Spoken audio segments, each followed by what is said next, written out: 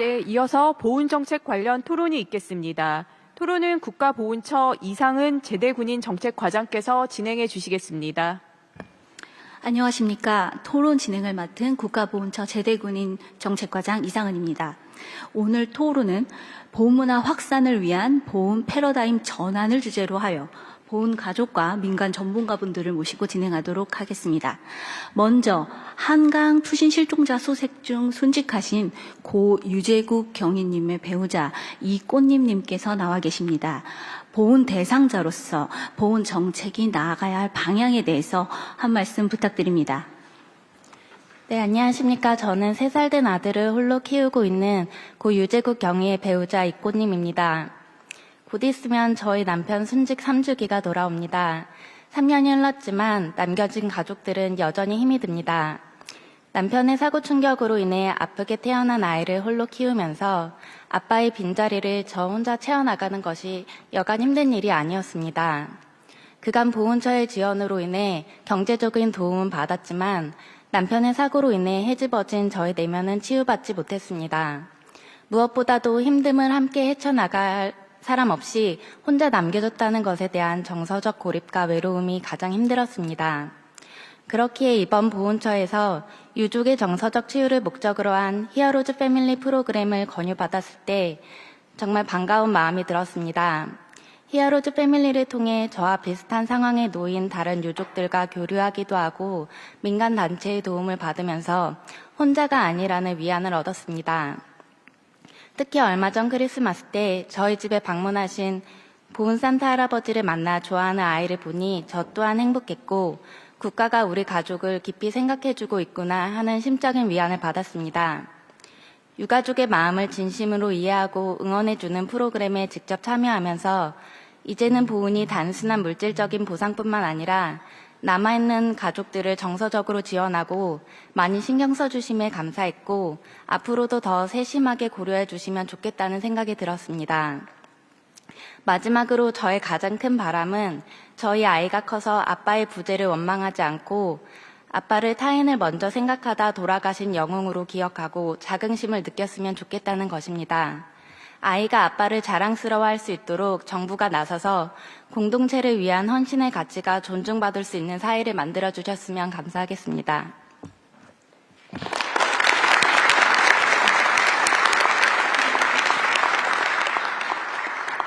말씀 감사합니다. 아이가 아빠를 자랑스러워할 수 있게 공동체를 위한 헌신이 존중받을 수 있는 사회, 이런 사회를 만들어달라는 말씀이 특히 마음을 울렸습니다. 이런 사회가 되려면 무엇보다도 보훈 문화가 정착이 되어야 한다고 생각을 합니다. 이 부분에 대해서 세계 각국 독립운동 흔적을 사진으로 남기시고 있는 김동우 작가님께 한 말씀 부탁드리겠습니다. 네, 안녕하세요. 다큐멘터리 사진을 하고 있는 김동우입니다. 저는 지금까지 우리 국외 독립운동 사적지를 기록하는 작업을 해왔습니다. 한 10개국을 다녔고요. 이 작업을 위해서 그곳에 있는 한 300여 곳 정도의 사적지를 찾아서 이제 사진을 찍었고요. 거기 살고 있는 우리 독립운동가 후손분들을 만나서 또 인터뷰 같은 것들을 진행했습니다. 제가 이 작업을 하면서 아주 인상 깊은 이제 장소들을 많이 만났습니다. 그런데 오늘 한 곳을 좀 소개해 볼까 하는데요. 제가 중국 만주에 갔을 때 일입니다. 그 길림성 왕청현에 가면 나자구라는 곳이 있습니다. 1910년대 이동희 선생님이 그 무관학교를 만들어서 활동했던 곳입니다. 근데 거기에 신선동이라는 아주 깊은 야산 그 계곡이 있는데요. 거기에 가면 아주 산비탈에 동굴이 하나 있습니다. 그 동굴을 이제 4발로 기어 올라가야 되는데 그 동굴 속에 가면 태극기가 그려져 있고요. 거기 대한독립이라고 한자로 써 있습니다. 그리고 그 한자 옆에는 이준, 양희, 지승호, 장태호 4명의 독립군의 이름이 써 있습니다. 저는 이런 사실을 잘 알지 못했습니다. 그리고 교과서에서 배워본 적도 없었습니다. 그리고 이런 사실을 지금 알고 있는 사람들도 별로 없을 겁니다. 아주 많은 곳들에 이런 독립운동 사적들이 산재되어 있습니다. 그런데 제가 알려지지 않았다는 것보다 더 좀 문제의식을 느꼈던 것은 이런 우리의 독립운동 사적지들이, 우리의 역사들이 잘 기록되지 못했다는 점입니다. 이제 우리나라의 국력 정도면, 우리나라의 능력 정도면 지금 과거에 못했지만 이제 이런 현장들을 잘 기록해서 후대에 물려줘야 될 책임이 있습니다. 저는 지난 12월 달에 국가보훈처 국외보훈사적지 탐방단의 해설자로 미국 캘리포니아에 다녀온 적이 있습니다. 이 일정에서 제가 이 학생들한테 제일 보여주고 싶었던 곳은 어디였냐면 캘리포니아 윌로우스에 가면 한 비행장터가 있습니다. 여기가 1920년에 김종님, 그 다음에 노백린 장군이 우리 공군을 양성하겠다고 공군 파일럿들을 양성했던 장소입니다. 그러니까 우리 공군의 뿌리는 캘리포니아가 됩니다. 그러니까 이런 사실들을 좀 많이 알리고 그리고 국민들이 그 현장을 찾아서 책이 아닌 교과서 밖으로 나와서 몸으로 배우는 역사, 몸으로 배우는 보훈이 돼야 됩니다.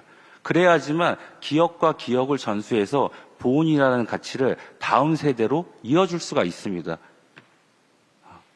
그래서 대통령님께 좀 제안을 드리고 싶습니다. 부탁을 드리고 싶습니다. 그 비행장터를 좀 사주셨으면 좋겠습니다. 거기다 우리 공군 기념관을 좀 조성해서 미국에 우리 관광객들 많이 가지 않습니까? 그래서 캘리포니아, 샌프란시스코에서 얼마 멀리 떨어져 있지 않습니다. 그래서 가서 그런 것들을 좀 느낄 수 있는 그런 보훈 정책들이 좀 많이 나왔으면 좋겠습니다. 이상입니다.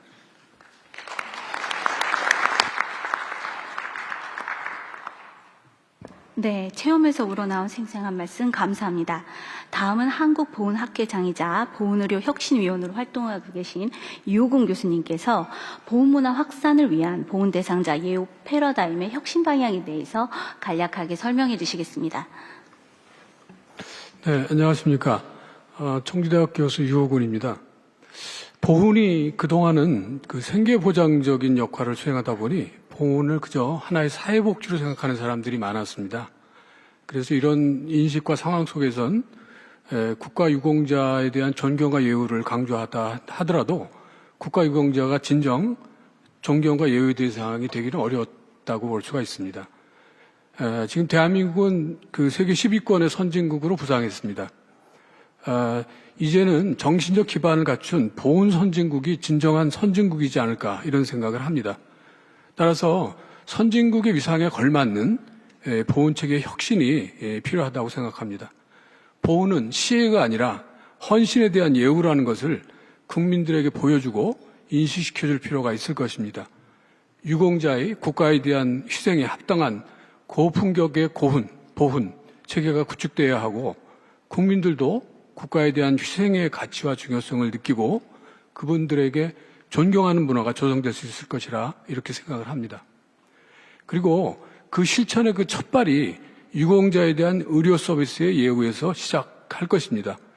윤석열 정부의 국정과제인 인류 보훈의 상징으로서 대한민국 국가공동체를 위해 헌신하신 유공자에게 최상의 의료 서비스를 제공하기 위하여 우리 보훈병원을 미국의 보훈병원에 필적할 수 있는 수준으로 높이는 혁신을 뛰어넘는 대담한 노력이 필요할 것입니다. 대통령께서 지난 선거 때 어퍼컷 세리머니를 아주 인상 깊게 제가 봤는데요.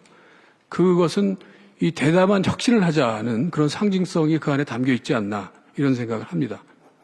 그래서 보훈병원이 최고 수준의 의료진을 안정적으로 확보하기 위한 수급 체계를 구축하고 유공자의 의료 접근성을 획기적으로 개선하는 등의 그런 노력이 필요할 것입니다. 보훈병원이 최고의 의료진이 있는 품격 있는 의료시설로 거듭났을 때 비로소 국민의 인식 속에 유공자들이 품격 있는 대우를 받아야 하는 분위로 이렇게 자리 잡을 수가 있을 것입니다. 이러한 것들이 하나하나 누적되었을 때 국민에게 스며드는 그런 인류 보훈이 될 것이다 이런 생각을 합니다. 감사합니다. 네, 의료 서비스의 품격 향상이 예우 강화다라는 말씀을 해주셨습니다. 그럼 보훈처 강윤진 국장께서 지금까지 토론자분들이 하신 말씀에 대해서 간략하게 답변해 주시겠습니다. 안녕하십니까. 국가보훈처 강윤진 국장입니다. 보훈 문화는 대한민국의 영웅을 최고로 예우하는 모습을 국민들이 볼 때 문화가 확산될 수 있습니다. 최근 대통령님께서 수유리 광복군 그 선열들 17일을 직접 봉송해 주시고 또 국가유공자를 초청해서 국빈 대우해 주시고 천안함 장병들의 명예를 회복시켜 주셨고 그리고 군인, 경찰, 소방, 영웅 가족들의 손을 잡아주셨습니다. 대한민국은 영웅을 기록하는 나라다운 나라를 만들겠습니다. 두 번째로 우리 사진 작가님께서 자라난 세대들의 교육에 대해서 말씀해 주셨는데 올해 대한민국에서 그 관련 예산이 5배로 증가했습니다. 국가보훈처는 청년들이 체험할 수 있는 다양한 프로그램들을 만들고 있습니다. 예를 들어서 영국의 글로스터 대대가 있었던 그 고등학교와 설마리 전투가 있었던 파주의 고등학교를 자매결연을 맺어가지고 같이 공부를 한다면 그들이 같이 공부하면서 그들이 싸우고자 했던 자유민주주의의 가치가 무엇인지 함께 생각해보고 편지도 쓰고 또 전적비도 다니면서 학생 주도적으로 스토리 중심으로 학습할 수 있도록 하겠습니다. 또한 자원봉사나 아이들의 그 재능을 활용한 웹툰, 게임, 유튜버 제작 등 그 놀면서 즐겁게 보훈학습을 할 수 있는 플랫폼을 만들도록 하겠습니다. 또한 체계적인 기록 관리를 위해서 보훈 통합 아카이브도 단계적으로 추진하도록 하겠습니다. 마지막으로 우리 보훈학회장님이 말씀해 주신 그 질 높은 의료 수준을 위해서는 보훈병원에 트라우마 센터를 설치하는 등 거기에 그 중증 외상, PTSD, 노인 질환 등 그 보훈 특화된 진료과를 집중 양성하고 민간의 위탁병원을 대폭 확대해서 보훈 가족이 전국 어디서나 질 높은 의료 서비스를 받을 수 있도록 혁신해 나가겠습니다. 감사합니다. 네, 말씀 감사합니다. 다음으로는 한국공공외교학회 학회장이신 신호창 교수님께서 국제보훈에 대한 관점에서 보문화 확산을 어떻게 할 것인지에 대해서 간략하게 답변해 주시겠습니다. 예, 반갑습니다. 서강대 신호창 교수입니다. 오늘 우리 처장님 보고를 보니까 보훈의 가치가 희생과 존중이더라고요. 이는 교훈 이상이고 가훈 이상이고 국정 비전보다 훨씬 높은 국가 비전입니다. 지금 팬데믹 이후에 기후위기가 있고 분열이 있고 이걸 해결할 수 있는 새로운 패러다임이 필요한 시대이기 때문에 희생과 존중은 바로 세계의 문제를 해결할 수 있는 새로운 패러다임, 또 우리나라가 소프트파워 강국으로서 선진국으로서 위상을 확보할 수 있는 그런 기회라고 저는 보고 있습니다. 잘 아시겠지만 우리는 6.25를 통해서 참전국이라는 동맹국들이 있고 또 세계 유일의 부산 유엔 묘지가 있습니다. 그래서 이런 스토리가 많기 때문에 충분히 만들어낼 수 있는 그런 가치, 우리 역량이 있다고 보고 있습니다. 네, 말씀 감사합니다.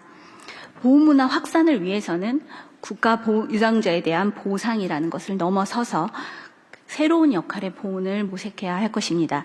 이러한 역할에 대해서 인요한 교수님께 질문을 하겠습니다.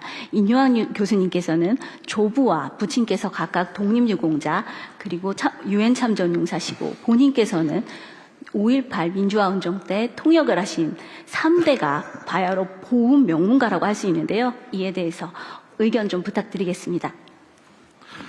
네, 오늘 우선 이런 기회를 주셔서 대통령님 감사합니다.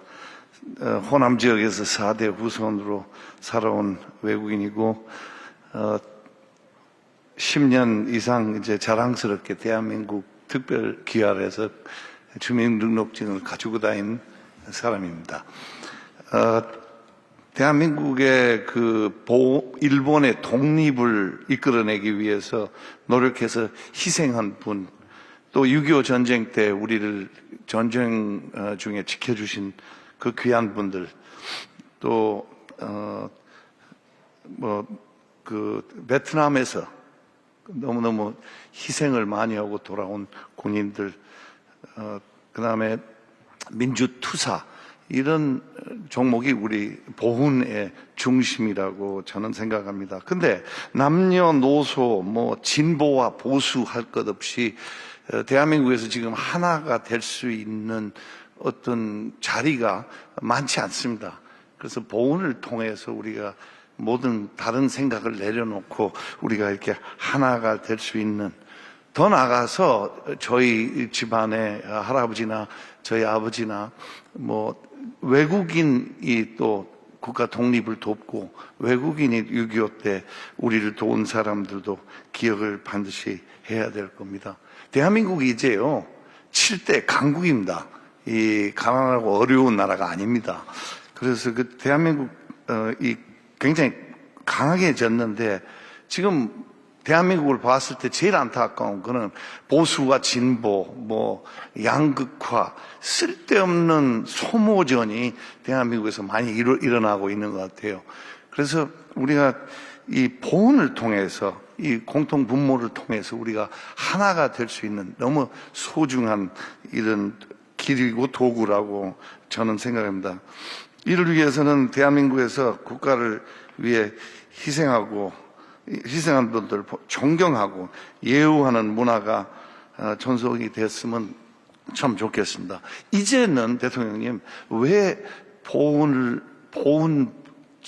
보훈부로 만드느냐가 아니라 왜 안 만드느냐가 정확한 질문인 것 같고, 그 다음에 레이건 대통령이 그렇게 대단한 대통령으로 된 이유 중에 하나가 미국의 보훈부를 보훈처로 승격시켜서 미국 국민들이 굉장히 그거를 다 박수를 쳐주고 뭐 갈등 없이 아주 그거에 대해서는 모두가 다 하나가 됐습니다. 이번에 순방 다녀오셔서 피곤하실 텐데 앞으로도 많은 성과를 올려주시기를 간절히 부탁합니다. 감사합니다.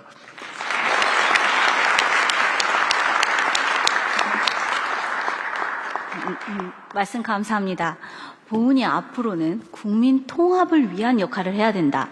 그렇기 위해서는 보훈의 위상 강화가 중요하다. 이런 말씀을 해주셨습니다. 마지막으로 지금 보훈문화 확산에 가장 온 마음을 다하시는 국가보훈처장께서 마무리 발언해 주시겠습니다. 보훈처장으로서 우리 여러분들 제언해 주신 그 보훈 패러다임 전환 막중한 책임감을 느낍니다. 윤석열 정부의 핵심 가치인 우리 인류 보훈 확실히 제가 실현시키는데 여러분 주신 고귀한 제언 무겁게 새겨서 확실하게 반영하겠습니다. 감사합니다. 이것으로 보훈처 토론을 마무리하겠습니다. 감사합니다. 네, 예정된 시간을 넘겨가며 열띤 토론이 진행되었습니다. 지금까지 토론에 참여해주신 정부와 민간의 참여자분들께 감사드립니다. 이어서 오늘 업무 보고와 토론에 대해 한덕수 국무총리께 한 말씀 부탁드립니다. 네, 오늘 정말 훌륭한 보고였던 것 같습니다. 그리고 토론도 정말 아주 내실 있고 제가 여러 업무 보고에 참석해 봤습니다만 2번씩 토론이 왔다 갔다 하는 건 처음 봤습니다. 아주 좋은 토론이었고요. 내용이 잘 정리되어 있고 특히 의미 있는 건 우리가 재난 관리에 대한 안전 대책이 오늘 업무 보고를 통해서 발표가 됐습니다. 앞으로 대통령님을 모시고 오늘 보고된 안들이 행안위원장님 말씀하신 대로 또 외교위원장님 말씀하신 대로 국회와 충분히 협력해 가면서 잘 입법화되고 집행되도록 그렇게 하겠습니다. 감사합니다.